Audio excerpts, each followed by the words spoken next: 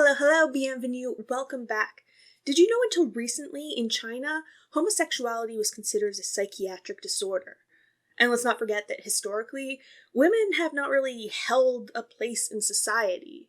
They've always been considered lesser than men, or subservient.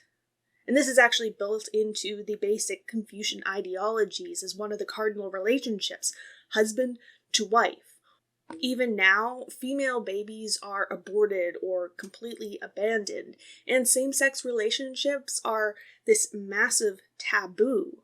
Though it's kind of strange because same-sex relationships have been documented as far back as the Shang and the Zhou dynasties, and were actually commonly accepted as of the Han and onward. See, like Japan, China historically is somewhat ambivalent towards homosexuality, at least until Westerners got involved. And of course, we're talking about male relationships, not women.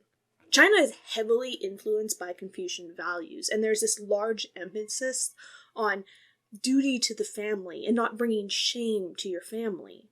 Chinese art house films have really begun to explore gender roles and sexuality, and even the sensuality of a relationship in a more graphic capacity. Especially as sex is becoming something that is more personal. And yeah, I do mean that China literally tried to control people's sexual lives. Truthfully though, it's become more and more common within the underground Chinese cinema. And this is because it is made outside of the very traditional, structured Chinese studio system. So it can challenge that very rigid structure and traditional values of the society. These films are actually taboo and prohibited for public consumption. But, we're getting there. Leaps and bounds have been made, though it's more on an international stage. But we all know that even if you manage to get outside of China, you don't really escape China. But this is more an excuse of wanting to talk about one of my favorite American Chinese films. We're talking Saving Face, which is Alice Wu's first full-length feature film.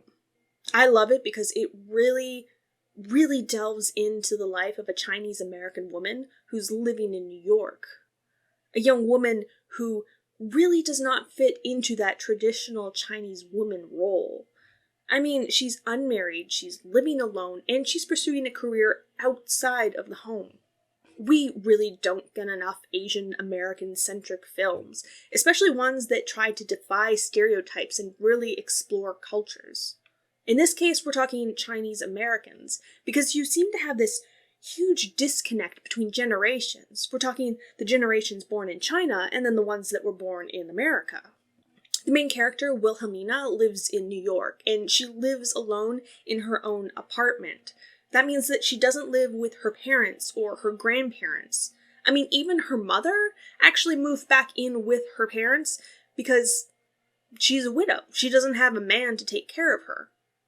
We actually have her mother constantly setting her up with male suitors, but Will steadfastly remains unmarried and single.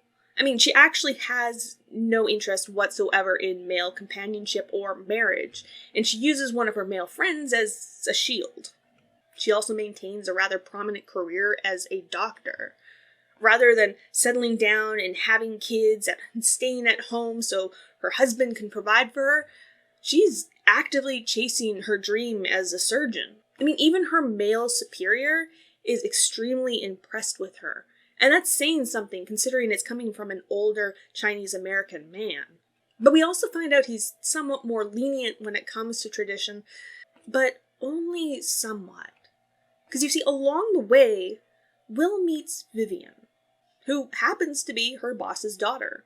Vivian sort of represents that middle ground of Chinese women in film. She is fiercely independent, she lives alone, she's unmarried, and she has a future career in dance. Though she's not actually being pressured to marry, and she's even being encouraged to follow her dream and become a dancer, her father still exercises a certain level of control over her career and choices. He accepts that she is a dancer, that this is her chosen path, and he's actually proud of her. But he is rather insistent that she pursue the more noble art of ballet rather than her actual love of modern dance. This level of control actually extends all the way to the hospital, and him using his power of authority over Will to pressure her into leaving Vivian because he wants his daughter to take this opportunity to go to a ballet school in France. I mean, obviously, he's the man and he knows better, right? He still expects this certain level of respect and authority because of his Confucian ideologies. This isn't just as Vivian's father, but also as Will's superior at the hospital. We also have the more traditional representation of the good Chinese woman with Will's mother, Gao. But somehow she still manages to challenge society's expectations of gender. You see, after the death of her husband, Gao moved into her parents' house again. Because, well, she was single. She didn't have a man to take care of her. But then she goes and gets knocked up outside of wedlock. And her father, well, he actually flips his lid and throws her out of the house. He expects her to do the right thing and restore honor to their family. But she's just not independent, not like her daughter. She's actually forced to move in with Will and rely on her daughter for support and help. In the end, she actually gives in to the demands of her father to marry a man who is much older than her, that she doesn't care about, just to try and restore this honor to their family name. But again, she actually manages to defy the expectations of gender because she runs away at the altar. No, she doesn't run away with the man of her child. No, she runs away with her daughter, which is even better.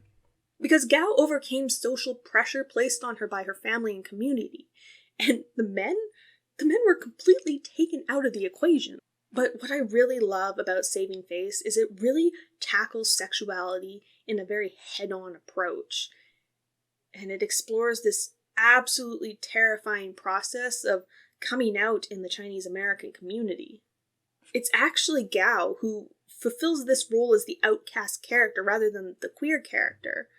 I mean, she's persecuted for having a child out of wedlock. She's literally thrown out of her parents' house, and she just has to cope with this loneliness and isolation. Her pregnancy is seen as this slight on familial obligation, that she has brought shame on her family. Wilhelmina's main reason for hiding her sexuality is this fear of rejection by her very traditional family. I mean, that's only increased when her grandfather throws her mother out of the house. But the fact that she is a lesbian is not a conflict that's ever taken on by the family. Her mother even proves to be an ally after coming to an understanding of the unfairness of the traditional and social expectations placed on them. Will is not someone outside of the social system. She actually has the support of her mother as well as a larger social support group. And she's free to pursue her own happiness. This is very different than your traditional coming out story and something I want to see a whole lot more of. Especially when we have the character of Vivian, who is on the complete opposite end of the spectrum. Vivian is open with her sexuality with her friends and her family. She even openly discusses her relationships with her mother. And while she is decidedly more tight-lipped about her relationships with her far more conservative and traditional father, she's still accepted. I love that neither character is ostracized for their sexuality, opposed to the majority of Chinese cinema where homosexuality is seen as contrary to the duty to the family. Openly accepted same-sex relationships are rarely seen. And even more so, they rarely have a happy ending. Saving Face defies so much of the expectations that you would have going into this movie. I highly recommend this film. It's a modern tale of love and family. One that focuses on the struggles of women and does not cater to the male audience. Female characters face their own personal conflicts. They are independent, they are strong, but they also face the very real challenge of social expectation, not only from the Chinese American community, but also just the global community at large. They are empowered without losing their innate femininity, and sensuality and sexuality are openly depicted and discussed. We get to see this aspect of human nature that is often characterized negatively or even outright ignored. But I hope we get to see a whole bunch more of it in the future. Thank you so much for watching. Don't forget to subscribe to my channel for more content. You talked to your mother about us? Yeah. So? So, does she know we have sex? No, well, she thinks we conjugate Latin verbs.